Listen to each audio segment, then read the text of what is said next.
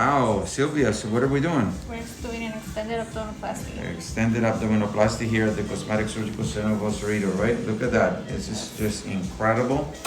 No bleeding at all here. We're gonna follow that up with electrocautery, right? But we do these, consistently, right? Predictably, right? Without any bleeding, right? So this is incredible, but it has to do with many things. It's not just one thing. It's like making a soup, right? You have to put the water, but you also have to put the vegetables, right? The meat, salt, pepper, right? All that, right? Garlic, right? Same here, So it's what you tell the patient, right?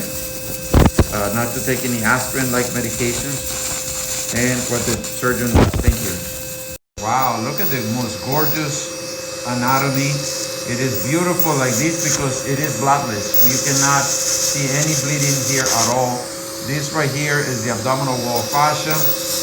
This here is deep fat, and then carpus fascia and superficial fat up here. And there's a little blood vessel there, but even we go after the little capillaries. You have a good visual right there.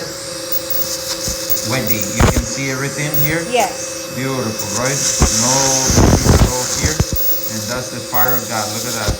This instrument, is electrocautery, right? And every doctor has it. This is nothing new, right? This is the way we do it. Thank you. Oh, so look at the beautiful anatomy. So deep fat here. This white membrane right there is carpus fascia, which divides deep fat here from superficial fat over here, right? So this is just incredible anatomy, and this strong membrane here is the abdominal wall fascia.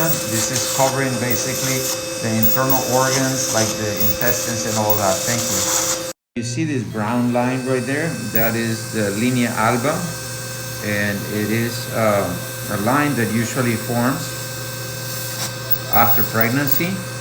It doesn't form in all women, but in some it does, and in some it persists, right?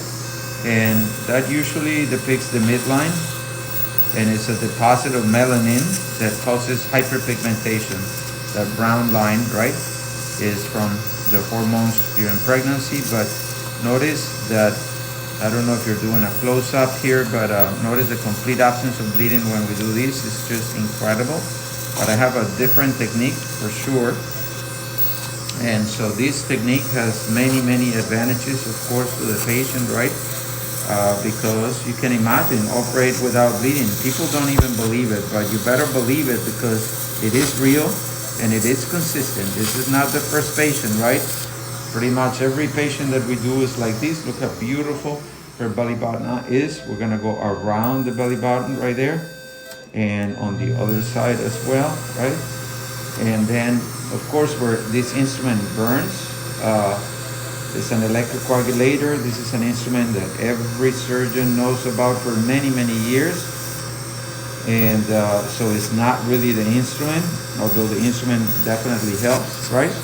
But ours looks a little different because it has a smoke evacuator so that we don't aspirate the fumes, right? But other than that, it's pretty much the same. This is not a laser. This is not radio frequency. What you see, the bloodless technique, has to do with, wow, look how beautiful and immaculate white that rectus abdominal wall fascia is right here. This is a strong membrane that covers the internal organs, and right under here is the rectus abdominal wall muscle, or the six-pack. We're approaching the belly button. There is some big perforators here that perforate through the fascia. Those are arteries. They're called perforators because they pierce through this fascia, this white membrane, but it's beautiful. I compare these to driving during the day, where you can see beautifully everything. You can see the light, right? So I can see the arteries, and because I can see them, I can burn them, I can electrocoagulate them, basically barbecue them before I cut them. So there will be no bleeding, right? By the way, the guy who discovered this instrument was a famous surgeon whose brother-in-law was doing a barbecue, and he cut himself with the barbecue, and the surgeon noticed that Bobby his brother-in-law did not bleed after he cut himself in the barbecue, so he invented this instrument. It's called the electrocoagulator, and after the surgeon's brother-in-law is called the Bobby because his name was Bob, right? So it's very, very old. Ours looks a little different, like I said, because it aspirates the fumes as well, right? But most surgeons use a separator, which is a young for that sucks not only the fluid but also the blood. But because we don't have any significant bleeding here at all, well, we don't use it. We do have it, but we don't use it because this only aspirates. It only sucks fumes, which is all we need. We don't. Alrighty, so we are going to remove the specimen, right? And I go down. Where's a number 10 blade, right? It's a very sharp knife, right? And what we do here is I just go superficial for those doctors watching out there. And so when I go superficial, then I identify any blood vessels. A lot of the blood vessels are here, you know, near the skin right here. So before I go through, I basically find those blood vessels, electrocoagulate them so that there is no bleeding, and then I go through. Then I go through the.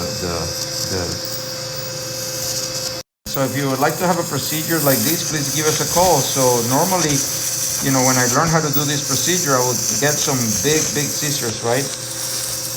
Or a big knife and cut the whole thing in a matter of seconds. Yes, it is faster, but there is a lot of bleeding that way. You may lose 1 or 2 cups of blood when you do that. And this way is completely bloodless. I mean, we say that we do lose about, you know, a half a teaspoon of blood throughout the entire procedure, which is incredible. Thank you. This specimen Dr. Patino removed from the left side with absolutely no bleeding. Thank you. This is the specimen Dr. Patino removed from the right side with absolutely no bleeding as well. Thank you. Wow, Silvita, so what are we doing? We are creating a new home for the belly button. A new home for the belly button is right. So this is umbilicoplasty technique. Our belly buttons are absolutely gorgeous, and we do it in a bloodless manner. Look at that. It's incredible. It's consistent. We do it all the time like this, and we'd love you to come and see our technique and do the procedure with us if you like this bloodless technique. Call 510-525-7999. Operators are standing by, right? Yeah, and what Silvita is doing, she's keeping this area from